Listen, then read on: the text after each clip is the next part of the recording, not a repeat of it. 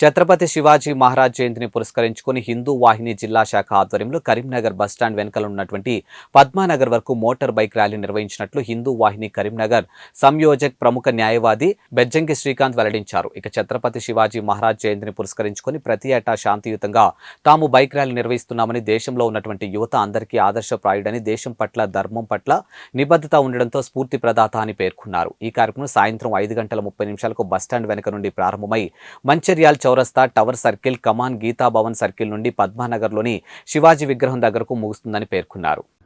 ఛత్రపతి శివాజీ మహారాజ్ జయంతిని పురస్కరించుకొని ఫిబ్రవరి 19 హిందూ వాహిని జిల్లా శాఖ ఆధ్వర్యంలో భారీ బైక్ ర్యాలీ నిర్వహిస్తున్నాము. ప్రతి సంవత్సరం కూడా మేము క్రమశిక్షణతో శాంతియుతంగా భారీ బైక్ ర్యాలీ నిర్వహిస్తున్నాము. ఛత్రపతి శివాజీ మహారాజ్ భారతదేశంలో ఉన్నటువంటి ప్రతి ఒక్కరికి కూడా దేశం పట్ల, ధర్మం పట్ల నిబద్ధతో ఉండాల్సినటువంటి విషయంలో స్ఫూర్తి పదార్థ ఛత్రపతి శివాజీ మహారాజ్ యొక్క జయంతిని పురస్కరించుకొని నిర్వహించే బైక్ ర్యాలీలో కరీంనగర్ పట్టణంలో ఉన్నటువంటి యువకులందరూ పాల్గొని ఈ కార్యక్రమాన్ని విజయవంతం చేయాల్సిందిగా కోరుతున్నాము.